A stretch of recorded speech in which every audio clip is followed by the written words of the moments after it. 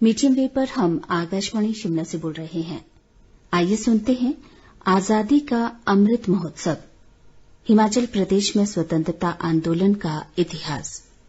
कार्यक्रम प्रस्तुति रितेश कपूर, सहायक निदेशक समाचार, प्रतिभागी प्रोफेसर ओम प्रकाश शर्मा, अध्यक्ष परमार पीठ, हिमाचल प्रदेश विश्वविद्यालय शिमला। आजादी का अमृत महोत्सव।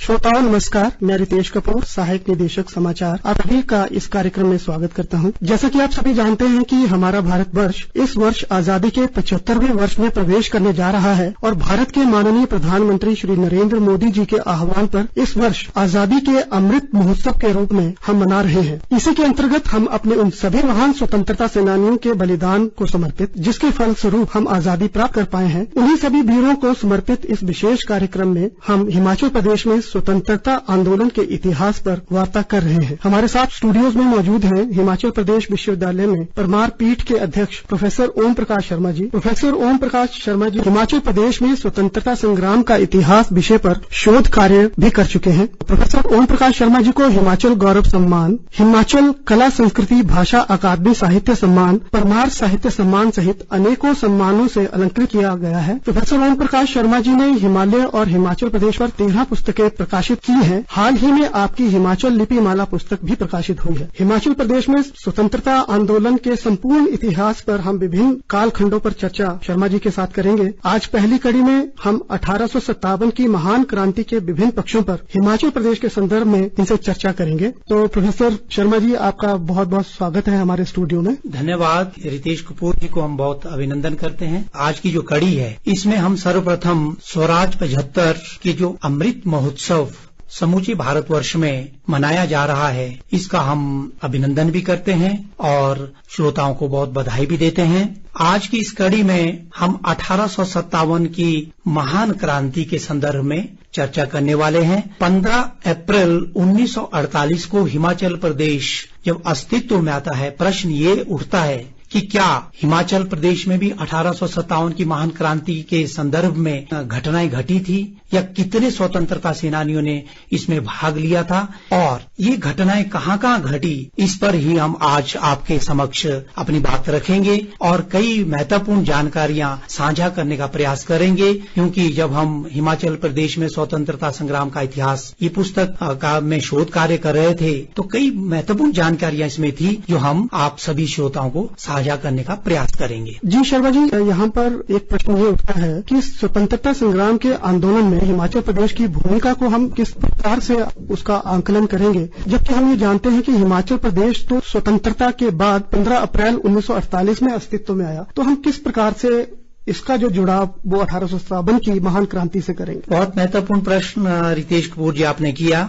हम आपसे साझा करना चाहेंगे 26 से 28 जनवरी 1948 ईस्वी को पहाड़ी रियासतों का एक सम्मेलन राजा दुर्गा सिंह बघाट सोलन में हुआ था और वहाँ पर हमारे जो प्रतिनिधि सभा वहाँ पर आयोजित की गई थी, उस प्रतिनिधि सभा में हिमाचल नामकरण हुआ था। मैं आपसे साझा करूं कि उसमें जुब्बल से भागमल सोहटा, जियालाल शरकोली, बुशहर से सत्यदेव बुशहरी, बिरजानंद नेगी, ठियोग से सूरत राम प्रकाश, बलसंत से गौरीनंद, कुमारसैन से केवल राम चंदेल, बाबू हुमानंद, कुनियार से ठाकुर हरिदास, क्योंठल से देवीराम केवला, धामी से पंडित सीताराम, भज्जी से भास्करानंद, बागल से हीरा सिंह पाल, महलोक से चिंतामणि आदि इस प्रकार के बहुत सारे प्रजामंडल के जो पदाधिकारी थे और यही नहीं रियासतों के जो प्रतिनिधि थे वो भी शरीक हुए थे। वहाँ पर हिमाचल का नामकरण हुआ था और उसकी चर्चा राजा दुर्गा सिंह बघाट की अध्यक्षता में जो ये प्रतिनिधि सभा का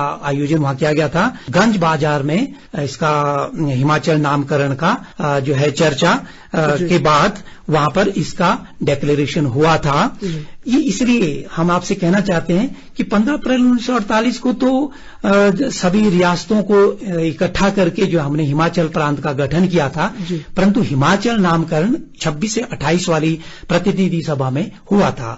तो हम आपसे श्रोताओं से भी ये कहना चाहते हैं कि हिमालय और हिमाचल तो बहुत प्राचीन है, उसका इतिहास बहुत प्राचीन है, परंतु आज हम विशेष संदर्भ हिमाचल प्रदेश में स्वतंत्रता संग्राम का इतिहास उन क्षेत्रों के बारे में हम चर्चा करेंगे, 1857 वर्तमान में हिमाचल प्रदेश के हिस्से में है।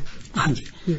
तो अब हम 1857 की जब क्रांति की चर्चा करते हैं, ये हमने अपने वक्तव्य में कहा कि भले 15 अप्रैल 1948 को हिमाचल अस्तित्व में आया, हिमाचल का नामकरण सोलन की प्रतिनिधि सभा में हुआ, परंतु क्या 1857 में भी यहाँ इस प्रकार की घटनाएं घटी होगी जो अखिल भारतीय स्तर की घटनाएं घट रही थी? मैं आपसे कहना चाहता हूं कि वास्तव में हमारे हिमाचल प्रदेश में जो 1857 की महान क्रांति की घटनाएं हैं, उसमें म्यूटिनी, रिवोल्ट, सैन्य विद्रोह, गदर, बगावत जैसे शब्द आते हैं। मैं तेज कपूर जी आपसे कहना चाहता हूँ, ये उचित शब्दों का इस्तेमाल होता है? ये वास्तव में उचित शब्द नहीं है। जो ब्रिटिश पद्धति से, ब्रिटिश मानसिकता से इतिहास का आकलन करने वाले लोगों के लिए तो विद्रोह भी हो सकता है और म्यूटिनी भी हो सकती है, गदर भी हो सकता है, परंतु जिन्होंने भारत के जो स्वतंत्रता सेनानी है उनके लिए ये जन आंदोलन है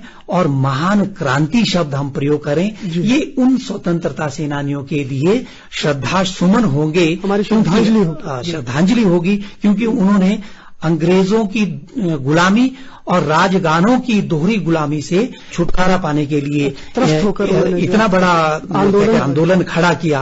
तो इसमें 1857 के लिए अगर आप इसकी पृष्ठभूमि में देखें, मैं आपसे कहूं 1757 से लेकर के 1857 की क्रांति तक का कालखंड जो अंग्रेजों का कंपनी शासन था तब, और कंपनी शासन में अंग्रेजों के विरुद्ध और राजगानों की गुलामी के विरुद्ध क्या समाज खड़ा हुआ था? क्या सिर्फ सैनिक ही इसमें खड़े थे? इनकी चर्चा भी हम आगे करने वाले हैं। हम आपसे कहना चाहते हैं कि स्वधर्म और स्वराज्य में अनावश्यक हस्तक्षेप उसमें चल रहा था।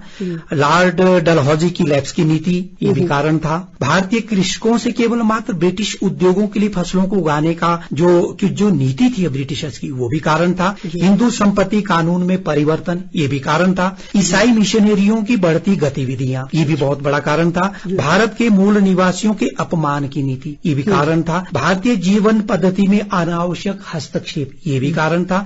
सैनिकों की छटनी, ये भी कारण था। इसके अतिरिक्त हम आपसे कहना चाहते हैं एनफील्ड राइफलों में गाय और सूअर की चर्बी लगे कारतूसों का प्रयोग, ये तात्कालिक कारण था। ये तत्कालीन कारण थे, जिसके कारण समाज सैनिक ही खड़े नहीं हुए, उसके लिए तो सैनिक खड़े हुए, परंतु ये पिछले मैंने कुछ कारण बताए, वो पूरे भारतवर्ष में समाज भी उनके साथ, समाज भी उसके साथ खड़ा होता है। हम ये नहीं कह सकते कि सिर्फ सैनिक जैसे कि ब्रिटिशर कहते हुए सैनिक विद्रोह होता है, ऐसा नहीं है। ये सामाजिक एक अगर हम परिणाम स्वरूप इसको देखना चाहे रितेश कपूर जी, बैरक छावनी में Mangal Pandey sergeant major Hewson को गोली मारकर 1857 की महान क्रांति का बिगुल बजाते हैं। अगर आप देखें 8 अप्रैल 1857 को अंग्रेजों ने मंगल पांडे को विद्रोही बनाकर बैरकपुर में फांसी पर लटका दिया। अगर क्या ये हिमाचल में भी इसका परिणाम हुआ था? ये प्रश्न बहुत महत्वपूर्ण है। मैं आपसे कहूं 10 मई 1857 को मेरठ छावनी में तैनात देशभक्त सिपाहियों ने अंग्रेजी हुकूमत के खिलाफ क्रांति का बिगुल बजाया। तो दिल्ली की ओर जब हमारे सैनिक चल पड़े हैं, नाना साहेब ने कानपुर में, तांत्या टोपे ने बीथूल में, बेगम हजरत महल ने अवध में, वीरांगना लक्ष्मीबाई ने झांसी में क्रांति का नेतृत्व संभाला। साधुओं, फकीरों, सन्यासियों आदि के वेश में गुप्तचर क्रांतिकारी सर्वत्र ये जो सूचना तंत्र था, इनके माध्यम से सूचना फैल रही थी। इसका अर्थ ये हुआ रोटी और कमल गुप्तचरों का प्रतीक बन गया था। मैं आपसे कहना चाहता हूं 1857 की क्रांति का परिणाम हिमाचल में भी इसी का ही परिणाम है। रितेश कपूर जी, मैं आपसे कहना चाहते हैं 1857 की जो महान क्रांति है 20 अप्रैल 1857 को जब अंबाला राइफल डिपो के जो कसौली में 6 सैनिकों से प्रारंभ होता है। ये काफी रोचक, ये बड़ा महत्वपूर्ण है जी। 6 सैनिक खड़े हो जाते हैं ब्रिटिश फौज के खिलाफ जी, और उनको रोष तो मंगल पांडे का था, और वो घटना 20 अप्रैल को कसौली में घटित होती है। तो शर्मा जी, जैसा कि आपने बताया कि 8 अप्रैल को बैरकपुर में मंगल पांडे को फांसी दी जाती है, हाँ। और 20 अप्रैल को हिमाचल में बिल्कुल वो एक उसी के संदर्भ में एक जो है क्रांति जो है, एक आंदोलन खड़ा हो जाता है। तो जैसा कि आपने बताया, कमल और रोटी जो थी वो सूचना तंत्र का जो है एक परिचायक बन गई थी। तो क्या उस समय सूचना इतनी जल्दी त्वरित रूप पे क्या हिमाचल के क्षेत्रों में पहुंची, जिसकी वजह से, और वो किस तरह से पहुंची? उसके बहुत ही अल्प समय में, अल्प अवधि में ही इस तरह का आंदोलन जो है वो यहाँ पर भी खड़ा हो गया। ये कपूर जी बहुत महत्वपूर्ण प्रश्न है कि सूचना तंत्र की जिसकी चर्चा मैं कर रहा हूँ, अभी आगे कुछ स्वतंत्रता सेनानियों के नाम लूंगा मैं, जिन्होंने इस सूत्र को भली भांति समझा और सूचना तंत्र को सर्वत्र माध्यम बने, उसकी हम चर्चा करेंगे। इससे पूर्व मैं उस घटना को यहाँ पे कोट करना चाहता हूँ कि 20 अप्रैल 1857 को जब कसौली में ये घटना घटती है और 6 सैनिक ब्रिटिश सैनिकों के खिलाफ खड़े हो जाते हैं, बहुत बड़ी बात। तो उस समय कसौली, जतोक, सुबाथू, डगशाई, ये सैनिक छावनियां थी ब्रिटिशर्स की। इनके खिलाफ आसान नहीं था ना। तो हम कहना चाहते हैं कि सूबेदार भीम सिंह ने इसका प्रतिनिधित्व किया कसौली में, और जाकर के उसके बाद ये कसौली की जो घटना घटती है, उसके बाद उन्होंने, क्योंकि अंबाला में ब्रिटिश सेना का प्रधान कार्यालय था, तो जनरल एंसन ने शिमला में था, उन्होंने क्या कहा कि भाई जितनी भी एक हमारी कसौली, सुबाथू, डगशाई, जतोक की जो कंपनियां हैं वो सीधे अंबाला की ओर जाए। उन्होंने पूरे भारतवर्ष को विद्रोह को दबा, परंतु हमारे जो सैनिक थे, देशी सैनिक थे, वो उनके विरोध में खड़े हो जाते कि नहीं, हम नहीं जाएंगे, हम भारतवर्ष के उन सैनिकों के विरोध में खड़े नहीं हो सकते, इसलिए हम अपने प्राण न्यौछावर कर देंगे। ये पहली घटना कसौली की हिमाचल की 1857 की बुनियाद के रूप में देखी जाती है। आज भी कसौली में एक दिवस मनाया जाता है, ये आज भी वहां के स्थानीय लोग इकट्ठे होते हैं, सैनिक इकट्ठे होते हैं, उसको इस ढंग से मनाते हैं 20 अप्रैल को। 20 अप्रैल को। अब हम तो अब मैं ये जानना चाह रहा था शर्मा जी कि आपने जैसा कि बताया कि कसौली, आपने जतोक का नाम लिया, सुबाथू और डगशाई का भी नाम लिया कि यहाँ पर जो है कंपनी सरकार की उस समय जो सैनिक टुकड़ियां थी, तो क्या हिमाचल के कोई और क्षेत्र भी थे इनके अलावा जहां पर ये आंदोलन आगे बढ़ा और इसने अपने पैर पसारे? ये बहुत महत्वपूर्ण प्रश्न है रितेश कपूर जी।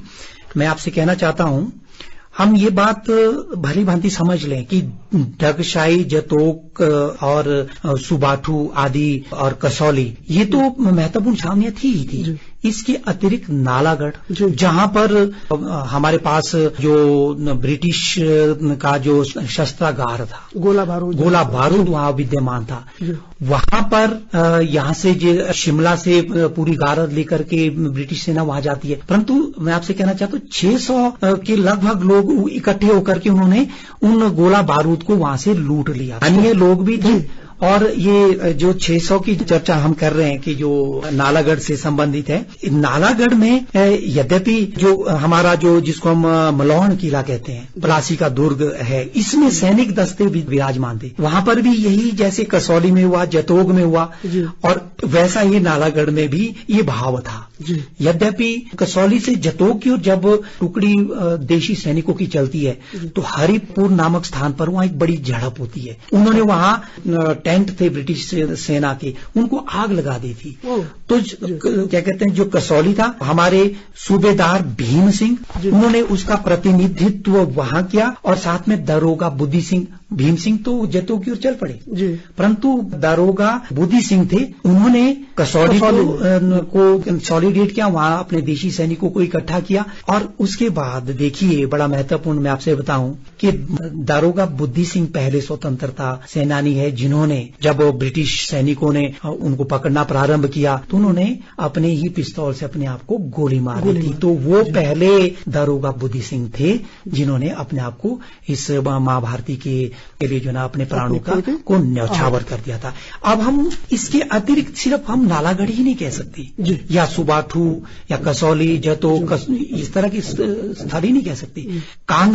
कांगड़ा क्रांति का बहुत बड़ा महत्वपूर्ण स्थल था, क्योंकि शिमला ये भी सैनिक छावनी थी, परंतु जो पंजाब से लगता क्षेत्र था कांगड़ा, उसमें यद्यपि मुख्यालय तो धर्मशाला था, परंतु जो नूरपुर का क्षेत्र आता है, मैं आपसे कहना चाहता हूं 1857 से पहले की घटना भी मैं आपसे कहना चाहता हूं कि पहला आरंभिक आंदोलन कांगड़ा किले में सैनिकों ने किया था। अच्छा। हम यही नहीं कह सकते कि 1857 की मंगल पांडे की घटना के बाद ये कार्य प्रारंभ होता है, नहीं। पहला आरंभिक आंदोलन कांगड़ा किले के सैनिकों ने किया था। दूसरा आरंभिक आंदोलन कोटला तोपखाने में हुआ था। तीसरा नूरपुर के वजीर राम सिंह पठानिया ने, उन्होंने अपने राजा के जो अस्मिता थी उसके लिए वो लड़ा और उसने सैनिक इकट्ठे किए। डलने की धार पर बहुत बड़ा क्या कहते हैं सैनिक इकट्ठे होकर के वो कार्य कर रहे थे और उन्होंने युद्ध लड़ा था। और चौथा कांगड़ा के राजा प्रबोध चंद, जसवा के राजा उमेद सिंह, दतारपुर के राजा जगत सिंह और ऊना के सिख संत उमेद सिंह ने ये प्रारंभिक आंदोलन 1857 की पृष्ठभूमि के रूप में, इसको भी रितेश कपूर जी समझना बहुत महत्वपूर्ण है। यानी कि कुछ ऐसी रियासतें भी थी उस समय जो कि आंदोलनकारी थे, उनके पक्ष में उनका सहयोग कर रही थी। हालांकि रियासतों के जो भूमिका पे हमेशा से प्रश्न उठते रहे हैं आंदोलन में कि वो ब्रिटिश के साथ उनके पक्ष में थे और उनकी जो थी उनका अपना भी डर था उनकी रियासत को खोने का, जिसके चलते वो ब्रिटिश के प्रभाव में थे। लेकिन ऐसी कुछ रियासतें आपके आज इस चर्चा में हमें सामने आ रही है, ये जो रियासतें इसके आंदोलनकारियों के पक्ष में भी थे। इसके अतिरिक्त भी कुछ, यद्यपि जो शिमला और शिमला के 18 और 12 छोटी बड़ी ठकुराइयां थी जिसको कहते हैं, इसमें कुछ राजगान जो है ब्रिटिश के पक्ष में थे, इसमें कोई दो राय नहीं है। परंतु जैसे बुशहर रियासत बड़ी रियासत थी, उन्होंने ब्रिटिशर्स का विरोध किया। जैसे कांगड़ा में मैंने अभी जो नाम लिए, इन्होंने तो आंदोलन खड़े कर दिए थे। इसके अतिरिक्त हम आपसे कहना चाहते हैं कांगड़ा की जो जन आंदोलन था, मैं उसको थोड़ा सा रेखांकित करना चाहता हूं कि कांगड़ा और जालंधर में जब विस्फोटक स्थिति खड़ी हो जाती है, पूरे भारतवर्ष में आंदोलन चल रहे हैं, तो वहां क्या होता है कि सियालकोट और झेलम से क्रांतिकारी नूरपुर की ओर बढ़ रहे थे। जो 1857 को मियां मीर स्थल पर 26 नेटिव इन्फेंट्री ने जो भयानक आंदोलन किया था, क्रांतिकारी सेना के कुछ जवान कांगड़ा की ओर बढ़े और 9 घाटों के रास्ते से कांगड़ा की ओर बढ़ना चाहते थे। वहां पर मुठभेड़ ब्रिटिश सैनिकों के साथ भी होती है। उसमें नूरपुर में जो 46 नेटिव इन्फेंट्री के क्रांतिकारी हवलदार गुगादेन, ग्रेनेडियर और 5 अन्य क्रांतिकारी पकड़े गए थे और उन्हें नूरपुर में फांसी दी गई थी। कांगड़ा के कस्बे के 5 क्रांतिकारियों को फांसी की सजा दी गई थी। धर्मशाला में 6 देशभक्त सैनिकों को फांसी पर लटका दिया गया था। उस समय 10 क्रांतिकारियों को समूचे कांगड़ा क्षेत्र में फैले असंतोष के कारण जालंधर भेज दिया गया था।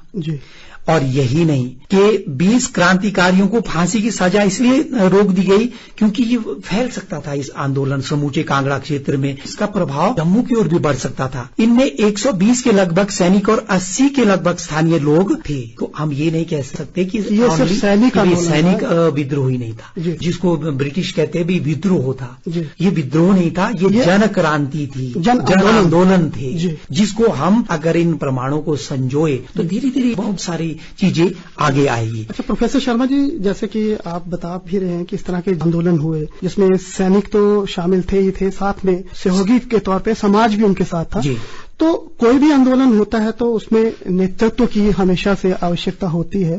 तो उस दौर में इन जन आंदोलनों का नेतृत्व किस प्रकार से और किन किन के द्वारा किया गया, उस पर थोड़ा प्रकाश डालें। ये बड़ा महत्वपूर्ण प्रश्न है रितेश कपूर जी। मैं आपसे कहना चाहता हूं कि इससे पूर्व जो कांगड़ा में जन आंदोलन की बात करी थी हमने, इसके अतिरिक्त जसवा, गुलेर, हरिपुर, सुजानपुर, नदौन, कांगड़ा, धर्मशाला, नूरपुर, पठानकोट, ऊना में भी इस प्रकार के जन आंदोलन हुए थे। और कुल्लू लाहौर में स्वाधीनता आंदोलन का बहुत महत्वपूर्ण घटना कुल्लू में भी होती है, उसका हम जिक्र करेंगे। परंतु इससे पूर्व हम कुछ स्वतंत्रता सेनानियों का जिक्र करना चाहते हैं। कुल्लू और लाहौर केरल के स्वतंत्रता सेनानी में हमारे राजकुंवर प्रताप सिंह और उनके साथ जो लाहौल स्पीति के नेगी और कुल्लू के कुछ जन आंदोलन के क्रांतिकारी लोग थे, उनका भी जिक्र करना जरूरी है। तो सबसे पहले तो हम कहना चाहते हैं सूबेदार भीम सिंह, कसौली का प्रतिनिधित्व इन्होंने किया था। 16 मई 1857 को जब हमारा क्रांति का बिगुल बजा था तो उसमें सूबेदार भीम सिंह को फांसी की सजा मिली थी। अंग्रेजों के चंगुल से छूट गए, परंतु वो रामपुर जाकर के रामपुर में चले जाते हैं और उन्होंने वहां पर आत्महत्या कर दी। इतनी परेशानियां, परिस्थितियां अंग्रेजों ने उनके विरोध में खड़ी कर दी, आत्महत्या करनी पड़ी रामपुर बुशहर में। दारोगा बुद्धि सिंह वो पहले व्यक्ति थे जिन्होंने खुद को गोली मार। एक जैसा आपने कहा सूचना तंत्र के संदर्भ में राम प्रसाद वैरागी सुबाथू का परेड ग्राउंड है उसके निकट एक मंदिर की पुजारी थे। उन्होंने इतना जो सूचना तंत्र खड़ा कर दिया था, रोटी कमल, उसके माध्यम से मैं आपसे कहना चाहता हूं, उन्होंने महाराजा पटियाला के जो प्रतिनिधित्व करते थे उनके एक गुप्तचर संगठन था, उन गुप्तचर संगठन ने जो चिट्ठियां लिखी और महाराजा पटियाला के जो मंत्रीगण थे वहां पर उन्होंने वो चिट्ठी पहुंचाई थी। उन्होंने कहा था कि आपको राजा पटियाला को सूचना देनी चाहिए कि हमारे जो राष्ट्र के महानायक हैं उनके विरोध में आपको नहीं खड़ा होना चाहिए, अपितु उनका सहयोग करना चाहिए। वो चिट्ठी लीक हो जाती है। अच्छा। जब लीक हो जाती है तो वो अंग्रेजों के हाथ में लग जाती है। तो राम प्रसाद वैरागी को अंबाला जेल में फांसी दी गई। सूचना तंत्र के महान नायक है राम प्रसाद वैरागी, 1857 की सीमान क्रांति। और इसके अतिरिक्त युवराज प्रताप सिंह, एक घटना को मैं आज 1857 की क्रांति के संदर्भ में अपने श्रोताओं से साझा करना चाहता हूं। कुंवर प्रताप सिंह कुल्लू के जागीरदार किशन सिंह के घर बदाहा जागीर के अंतर्गत तो इनका जन्म हुआ था। तो ये कुंवर प्रताप सिंह पहले से ही राजा संसार चंद के राजकाज में इनकी जो पत्नी थी, इनके पुत्र उनके संरक्षण में रहे। यद्यपि ये पूरी तरह अंग्रेजों के विरोध में पहले से ही मंसूबे खड़े करे थे कुंवर प्रताप सिंह ने। और जब ये घटनाएं 1857 की घटती है तो उस समय उन्होंने आउटर सराज में एक बड़ी सेना इकट्ठी कर दी थी। तो जब कुल्लू से जो जिसको हम सराज संघर्ष के नाम से भी हम इसको याद करते हैं, तो एक तरफ युवराज प्रताप सिंह की सेना, जो स्थानीय लोग, इसमें लाहौल स्पीति से लेकर के नेगी या इस तरह के जो बहुत सारे लोग उनकी उस सेना में थे, वो इकट्ठे थे। और साथ में उनके पास तो अपनी तोड़दार बंदूकें, छर्रे, इस तरह एक तरफ ब्रिटिश सैनिकों की मतलब जिसको कहते हैं कि बेहतर अस्त्र शस्त्र से लैस सेना। तो अगर इधर से जब बशलेउ दर्रा पे आते हैं, वो आउटर सराय से बशलेउ दर्रा पहुंचते हैं और इधर से कुल्लू से ब्रिटिश की सेना जा रही है और वहां पर जब झड़प होती है और इतनी झड़प होती है, एक टाइम तो ब्रिटिश सेना के सिपाहियों को पीछे हटना पड़ा था। इतनी बड़ी घटना है बशलेउ दर्रा के ऊपर। तो परंतु अब ब्रिटिश सेना के पास तो बहुत सारा असला भी था और ट्रेंड सैनिक थे, परंतु जब युवराज प्रताप सिंह के नेगी को, जो बहुत उसका महत्वपूर्ण सैनिक था, उसको जब गोली लगती है तो उससे जो है ना वो युवराज प्रताप सिंह की सेना जो है बहुत कठिनाई में महसूस करने लगी और फिर जो है ना वो अंग्रेजों ने उनको पकड़ लिया। 3 अगस्त 1857 को 4:30 बजे कुंवर प्रताप सिंह को धर्मशाला में फांसी पर लटका दिया गया और उनको पकड़ करके भागसू जेल ले गए।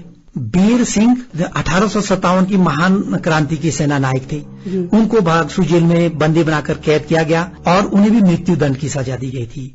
3 अगस्त 1857 को धर्मशाला में वो भी मां भारती के श्री चरणों में अपना बलिदान देते हैं। सरदुल सिराज जन संघर्ष के सेना नायक है, उनको भी भागसू जेल में कैद किया गया। मेजर आर टेलर व अन्य 2 सहायक कमिश्नरों की बेंच ने उनको भी मुकदमे में दोषी करार दिया, 14 वर्ष कैद की सजा दी। काशी, मानदा, सूरतराम, केशवराम, देवी दीता, मनहर सायर, शीलाधर, ये 13 1857 की वो क्रांतिकारी है, वो सेना नायक है जिनका जो नेपथ्य में है 1857 की इस महान क्रांति के नेपथ्य में छुपे ये महान सेना नायक है जिनका जिक्र मैंने अभी आपके समक्ष किया है। तो शर्मा जी, जैसा कि आपने कई स्वतंत्रता सेनानियों का, अभी भी आपने कहा कि 13 ये मुख्य स्वतंत्रता सेनानियों के आपने नाम लिए, तो क्या आपके अपने शोध में क्या इस तरह की भी कोई संख्या सामने निकल कर आई कि हिमाचल में कितने स्वतंत्रता सेनानी